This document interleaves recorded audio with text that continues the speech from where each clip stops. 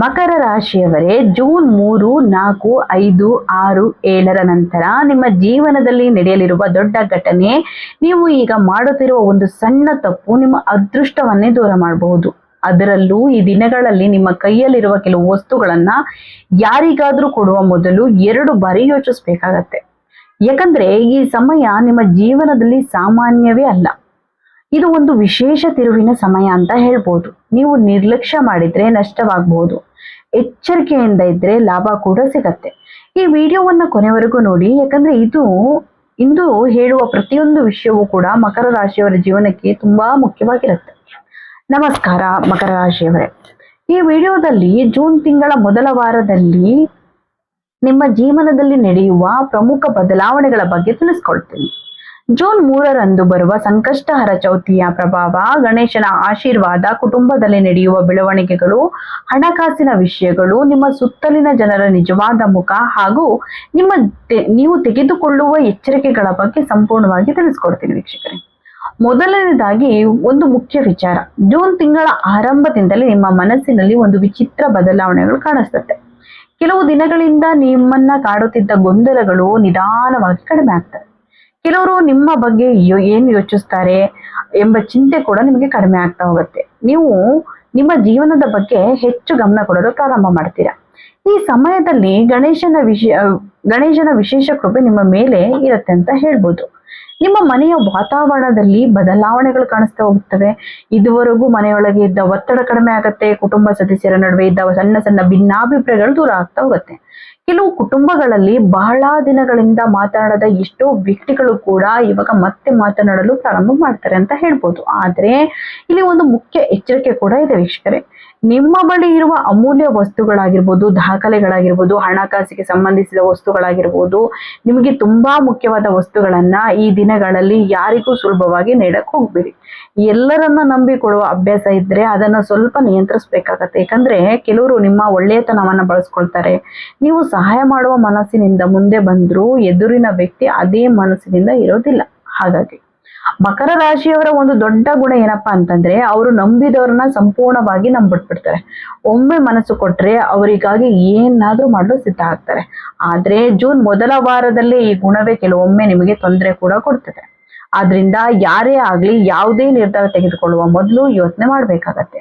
ಇನ್ನು ಎರಡನೇ ಮುಖ್ಯ ವಿಷಯ ಹಣಕಾಸು. ಜೂನ್ 3ರಿಂದ 7ರವರೆಗೆ ಹಣದ ವಿಷಯದಲ್ಲಿ ವಿಶೇಷ ಗಮನ ಬೇಕಾಗತ್ತೆ. ನೀವು ಹಳೆಯದಾಗಿ ಕೊಟ್ಟ ಹಣ ಮರಳಿ ಬರುವ ಸೂಚನೆ ಕಾಣಿಸ್ತಾ ಹೋಗುತ್ತೆ. ಕೆಲವು ಜನರಿಗೆ ಅನಿರೀಕ್ಷಿತ ಆದಾಯ ಕೂಡ ಸಿಗ್ತಾ ಹೋಗುತ್ತೆ. ಕೆಲವರಿಗೆ ಹೊಸ ಕೆಲಸದ ಅವಕಾಶ ಕೂಡ ಸಿಗ್ತಾ ಹೋಗುತ್ತೆ. ಇನ್ನು ವ್ಯಾಪಾರ ಮಾಡೋರಿಗೂ ಕೂಡ ಹೊಸ ಗ್ರಾಹಕರು ಸಿಗ್ತಾ ಹೋಗ್ತಾರೆ. ಹೊಸ ಬಿಸ್ನೆಸ್ ಕೂಡ ಎಸ್ಟಾಬ್ಲಿಷ್ ಆಗ್ತಾ ಹೋಗುತ್ತೆ. ಆದ್ರೆ ಹಣ ಹೂಡಿಕೆ ಮಾಡುವಾಗ ಮಾತ್ರ ಆತರ ಪಡಕ್ ಹೋಗ್ಬೇಡಿ. ಯಾರಾದ್ರೂ ಬಂದು 1ಕ್ಕೆ 2 ಸಿಗತ್ತೆ, 2ಕ್ಕೆ 4 ಸಿಗತ್ತೆ, ಈ ತರ ಬಣ್ಣದ ಮಾತುಗಳನ್ನ ಆಡಿದ್ರೆ ತಕ್ಷಣಕ್ಕೆ ನಂಬಕ್ ಹೋಗ್ಬೇಡಿ. ಪ್ರತಿಯೊಂದು ಮಾಹಿತಿಯನ್ನು ಕೂಡ ಪರಿಶೀಲಿಸಿ ಈ ಸಮಯದಲ್ಲಿ ತೆಗೆದುಕೊಳ್ಳುವ ಸರಿಯಾದ ನಿರ್ಧಾರ ಮುಂದಿನ ಹಲವು ತಿಂಗಳು ಕೂಡ ಲಾಭಕ್ಕೆ ಕಾರಣವಾಗಬಹುದು ವೀಕ್ಷಕರೇ. ಇನ್ನು ಮೂರನೆಯ ಮುಖ್ಯ ವಿಷಯ ಬಂದ್ಬಿಟ್ಟು ಸಂಬಂಧಗಳು. ನಿಮ್ಮ ಜೀವನದಲ್ಲಿ ಇರುವ ಕೆಲವು ಜನರ ನಿಜವಾದ ಮುಖ ಈಗ ಹೊರಬರುತ್ತೆ ಅಂತ ಹೇಳ್ಬೋದು. ಇದುವರೆಗೆ ನಿಮ್ಮ ಮುಂದೆ ಒಳ್ಳೆಯವರಂತೆ ಇದ್ದವರು ತಮ್ಮ ನಿಜವಾದ ಸ್ವಭಾವ ತೋರಿಸ್ತಾರೆ. ಕೆಲವರು ನಿಮ್ಮ ಯಶಸ್ಸನ್ನ ನೋಡಿ ಸಂತೋಷ ಪಡೋದಿಲ್ಲ.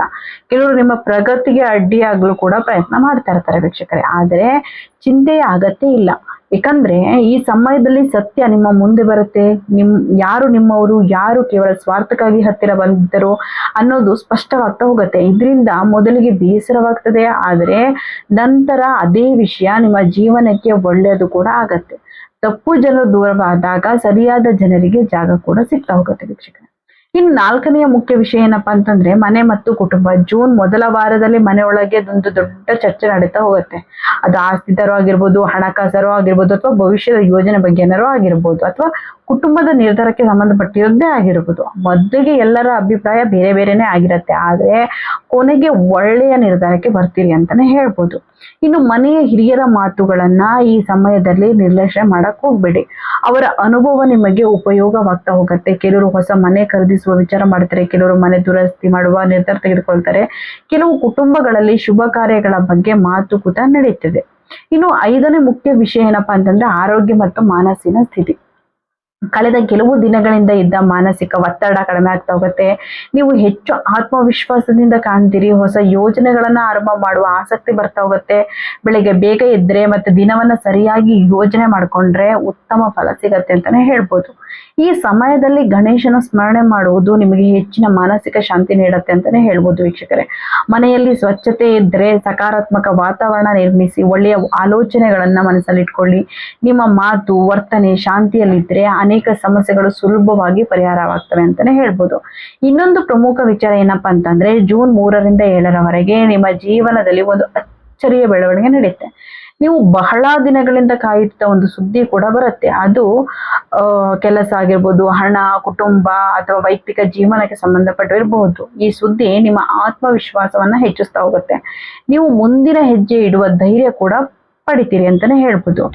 ಮಕರ ರಾಶಿಯವರೇ, ಈ ಸಮಯದಲ್ಲಿ ನೀವು ಮಾಡಬೇಕಾದ 3 ಕೆಲಸಗಳಿವೆ. ಮೊದಲನೆಯದು, ಯಾವುದೇ ವಿಷಯದಲ್ಲಿ ಆತುರವನ್ನ ಪಡಬಾರ್ದು. ಎರಡನೆಯದು, ಎಲ್ಲರನ್ನ ಅತಿಯಾಗಿ ನಂಬೇಡಿ. ಮೂರನೆಯದು, ನಿಮ್ಮ ಗುರಿಯ ಮೇಲೆ ಗಮನ ಕೇಂದ್ರೀಕರಿಸಬೇಕಾಗತ್ತೆ. ಈ 3 ವಿಷಯಗಳನ್ನ ಪಾಲಿಸಿದ್ರೆ ನಿಮಗೆ ಉತ್ತಮ ಫಲ ಸಿಗತ್ತೆ ಅಂತಾನೆ ಹೇಳ್ಬೋದು. ಇನ್ನು ಗಣೇಶನ ಆಶೀರ್ವಾದದಿಂದ ಕೂಡ ನಿಮ್ಮ ಮನೆಯಲ್ಲಿರುವ ನಕಾರಾತ್ಮಕ ಶಕ್ತಿ ಕಡಿಮೆ ಆಗ್ತಾ ಹೋಗುತ್ತೆ. ಹೊಸ ಅವಕಾಶಗಳು ನಿಮ್ ಕಡೆ ಬರ್ತಾ ಹೋಗುತ್ತೆ. ನಿಮ್ಮ ಶ್ರಮಕ್ಕೆ ಬೆಲೆ ಸಿಗ್ತಾ ಹೋಗುತ್ತೆ. ನಿಮ್ಮ ಪ್ರಯತ್ನಗಳಿಗೆ ಫಲ ಕೂಡ ಇನ್ನು ಜಾಸ್ತಿ ಸಿಗ್ತಾ ಹೋಗುತ್ತೆ. ಇದುವರೆಗೂ ನಿಂತಿದ್ದ ಕೆಲವು ಕೆಲಸಗಳು ಮತ್ತೆ ಚಲನೆ ಪಡ್ಕೊಳ್ತವೆ ಅಂತಾನೆ ಹೇಳ್ಬೋದು. ಹಾಗಾಗಿ ಮಕರ ರಾಶಿಯವರೇ, ಜೂನ್ ಮೊದಲ ವಾರವನ್ನ ನಿರ್ಲಕ್ಷ್ಯ ಮಾಡಕ್ ಹೋಗ್ಬೇಡಿ. ಈ ಸಮಯದಲ್ಲಿ ನಿಮ್ಮ ನಿರ್ಧಾರಗಳು ತುಂಬಾ ಮುಖ್ಯವಾಗ್ತವೆ. ನಿಮ್ಮ ಸುತ್ತಲಿನ ಜನರನ್ನ ಗಮನಿಸಿ. ಹಣಕಾಸಿನ ವಿಚಾರದಲ್ಲಿ ಜಾಗರೂಕರಾಗಿ ಕುಟುಂಬದ ಜೊತೆ ಸಮಯವನ್ನ ಕಳೀರಿ. ನಿಮ್ಮ ಮನಸ್ಸಿನ ಮಾತು ಕೇಳಿ. ಹೀಗೆ ಮಾಡಿದ್ರೆ ಈ ಸಮಯ ನಿಮ್ಮ ಜೀವನಕ್ಕೆ ಹೊಸ ದಿಕ್ಕು ತಂದುಕೊಡುತ್ತೆ ಅಂತಾನೆ ಹೇಳ್ಬೋದು. ಈ ವಿಡಿಯೋದಲ್ಲಿ ಹೇಳಿದ ವಿಷಯಗಳು ನಿಮಗೆ ಇಷ್ಟವಾದ್ರೆ ವಿಡಿಯೋವನ್ನ ಲೈಕ್ ಮಾಡಿ. ನಿಮ್ಮ ಅಭಿಪ್ರಾಯವನ್ನ ಕಮೆಂಟ್ ಮೂಲಕ ತಿಳಿಸಿ. ನೀವು ಮಕರ ರಾಶಿಯವರಾಗಿದ್ರೆ ಕಮೆಂಟ್ ಅಲ್ಲಿ ಜೈ ಗಣೇಶ ಅಂತ ಬರೆಯಿರಿ. ಇದನ್ನ ಇನ್ನಷ್ಟು ಜ್ಯೋತಿಷ್ಯ ಮಾಹಿತಿಗಾಗಿ ನಮ್ಮ ಚಾನಲ್ ಅನ್ನ ಸಬ್ಸ್ಕ್ರೈಬ್ ಮಾಡಿ, ಬೆಲ್ ಐಕಾನ್ ನ ಒತ್ತುವುದನ್ನ ಮರಿಬೇಡಿ. ಮುಂದಿನ ವಿಡಿಯೋದಲ್ಲಿ ಮತ್ತೆ ಸಿಗೋಣ. ಧನ್ಯವಾದಗಳು ವೀಕ್ಷಕರೇ.